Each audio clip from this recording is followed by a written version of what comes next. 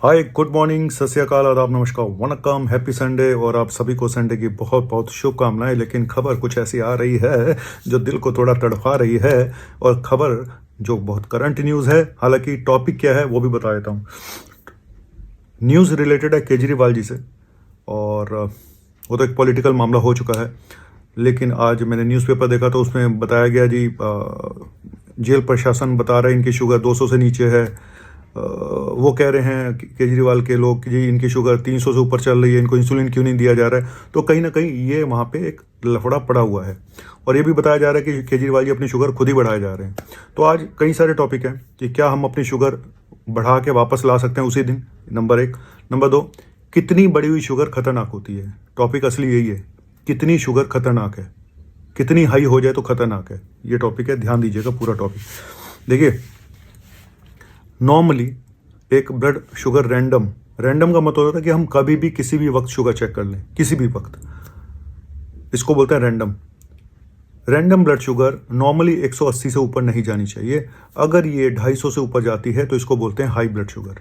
और 300 से ऊपर लगातार हाई रहनी शुरू हो जाए, 300 से ऊपर जानी शुरू हो जाए, तो ये चिंताजनक होता है। इसको इमीडिएट ट्रीटमेंट की जरूरत होती है। ठीक है, लगातार 300 से ऊपर 2-3 सैंपल लगातार आपके 300 से ऊपर जा रहे हैं तो ये थोड़ा चिंताजनक हो जाता है मामला, जहाँ पे इंसुलिन की जरूरत पड़ सकती है।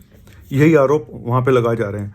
लेकिन क्या मैं अपनी शुगर को बढ़ा सकता हूँ थोड़ी देर के लिए और फिर वापस ला सकता हूँ? बिल्कुल हो सकता है।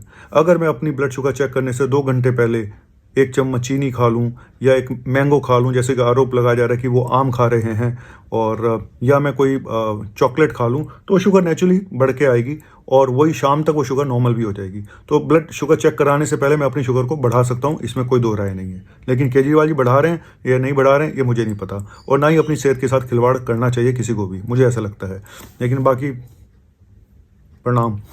और अब अगर यही ब्लड शुगर 600 से ऊपर आ जाए, 600 मिलीग्राम से ऊपर, ये तो बहुत बड़ी इमरजेंसी होती है जिसमें पेशेंट कोमा में भी जा सकता है। और इसमें एक बीमारी होती है HHNS, hyper osmolar hyperglycaemic non ketotic syndrome, जो बूढ़े लोगों में ज़्यादातर होता है। और इसमें पेशेंट कोमा में जा सकता है और ये बहुत बड़ी इमरजेंसी होती है, पेशेंट की डेथ भी हो सकती है। लेकिन अगर हमारी शुगर, वैसे बता दूं कि नॉर्मल ब्लड शुगर कितनी होनी चाहिए। Normal blood sugar, fasting blood sugar हमारी 100 से 125 के बीच में होनी चाहिए।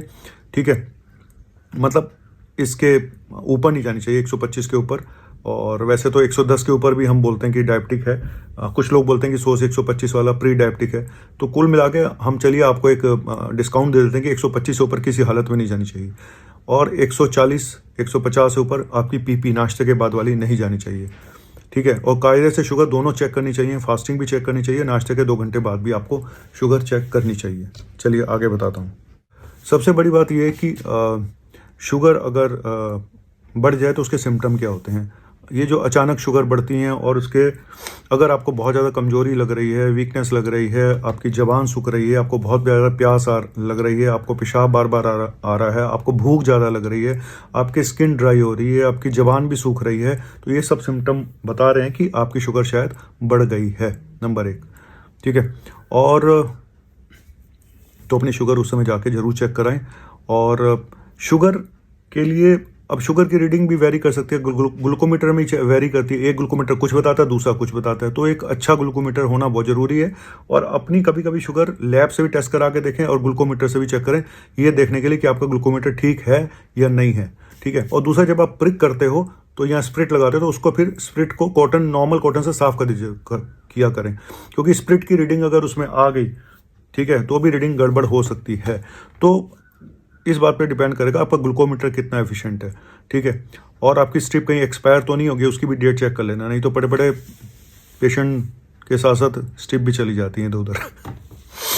और ये तो हो गया शुगर चेक करके, तो ये सिम्टम हो गए। कॉम्प्लिकेशन क्या क्या हो सकती हैं अगर शुगर कंट्रोल ना की जाए? तो कॉम्प्लिकेशन ये हो सकती है कि एक तो इमीडिएट कॉम्प्लिकेशन हो सकती है कि लगातार शुगर बढ़ी हुई है तो कोई इन्फेक्शन हो सकता है बॉडी में, है ना।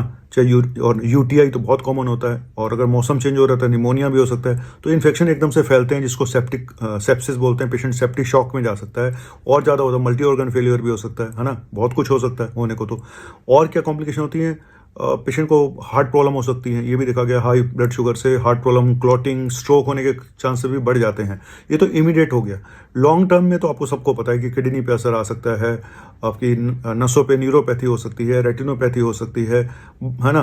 तो बड़े सारे ऐसे रीज़न हैं। और आपका एक fatty liver, non alcoholic fatty liver disease भी शुगर में देखा गया, जहाँ लीवर परमानेंटली भी ख़राब हो जाते हैं। तो बड़ी सारी कॉम्प्लिकेशन है जो शुगर बढ़ने से होती हैं। और लगातार शुगर का 300 से ऊपर बढ़ा रहना कोई अच्छी बात नहीं है। यहाँ पे इंसुलिन की जरूरत पड़ सकती है अगर दवाइयाँ उसको कंट्रोल नहीं कर पा रही हैं। तो शुगर बढ़ने पे, अगर शुगर काफ़ी बढ़ जाए, 300 से ऊपर लगातार चल रही है, तो एक कॉम्प्लिकेशन और है जो बहुत बड़ी इमरजेंसी होती है। सबसे बड़ी इमरजेंसी अगर होती है तो यही होती है एक्यूट इमरजेंसी, जिसको बोलते हैं डायबिटिक कीटोएसिडोसिस। मतलब कि आपकी बॉडी में कीटोन बनना शुरू हो जाता है। कीटोन एक टॉक्सिक सब्सटेंस होता है जो बॉडी को बड़ी बड़ी कॉम्प्लिकेशन करा सकता है। हार्ट अटैक हो सकता है, सेप्सिस हो सकता है, इन्फेक्शन हो सकता है, कुछ भी हो सकता है, अरेस्ट तक हो सकता है ना। तो ये बहुत बड़ी कॉम्प्लिकेशन होती है। और इसके सिम्टम क्या होते हैं? पेट में दर्द होना, नोजिया होना, वॉमिटिंग होना, और बहुत ज़्यादा वीकनेस होना, खड़ा नहीं हो पा रहा है पेशेंट, क्रैम्प्स पड़ रहे हैं, है ना, फीवर आ रहा है। तो ये एक बहुत बड़ी कॉम्प्लिकेशन है। और ये टाइप 1 डायबिटीज़, जो टाइप 1 डायबिटीज़ होती है उसमें तो बहुत कॉमन होती है, लेकिन टाइप 2 डायबिटीज़ में भी हो सकती है अगर आप अपनी शुगर को कंट्रोल नहीं करेंगे तो। और इसमें यूरिन को आप चेक कर सकते हैं। अपनी स्ट्रिप्स भी आती हैं कीटोन चेक करने की। जो टाइप 1 डायबिटीज़ के बच्चे होते हैं तो उनको हम बताते हैं कि स्ट्रिप्स उनकी मदर को या घर वालों को कि भाई स्ट्रिप्स से आप अपने घर में कीटोन चेक करते रहें, ठीक है। तो कलर देख के वो बता सकते हैं। केमिस्ट से भी मिल जाती हैं ये स्ट्रिप्स। तो जिनको टाइप 1 है उनको तो अपने घर में जरूर रखनी चाहिए, लेकिन और जिनकी शुगर हमेशा बढ़ी रहती है तो उनको, जिनको पहले भी कीटोसिस हो चुकी है, तो उनको ध्यान रखना चाहिए कि इस तरह के सिम्टम अगर फिर आते हैं, पेट में दर्द, तो पेट में दर्द होना, उल्टी होना, लोग इसको गैस्ट्रोएंटेराइटिस समझ लेते हैं कि पेट में इन्फेक्शन हो गया, जबकि वो होता क्या है? डायबिटिक कीटोएसिडोसिस होती है। फिर जब कीटोन चेक कराओ तो पता चलता है ये तो लार्ज आ रहे हैं, तो इतना ज़्यादा, तो ये इमरजेंसी होती है। इसमें IV fluid, antibiotic, fluid replacement, सब कुछ करना पड़ता है और बहुत बड़ी इमरजेंसी होती है। और हर एक के बस का इसको ट्रीट करना नहीं आता है, ये भी बता दूं। तो बचिए इन सब कॉम्प्लिकेशन से। और फिर बोलूँगा, बॉडी है, सब कुछ है, अपनी बॉडी से खिलवाड़ बिल्कुल नहीं करना चाहिए। और मुझे नहीं पता कि क्या सच है और क्या झूठ है केजरीवाल जी के साथ, वो कर रहे हैं या सच में उनकी शुगर ज़्यादा आ रही है। ये तो सिर्फ वही लोग बता सकते हैं जो उनके आसपास हैं, और या ऊपर वाले को पता है। तो चलिए, हम तो सिर्फ प्रे करेंगे भाई हर एक की हेल्थ ठीक रहनी चाहिए, और हेल्थ के साथ खिलवाड़ किसी को नहीं करना चाहिए, ना खुद को ना किसी दूसरे को। थैंक यू, शुक्रिया, बाय।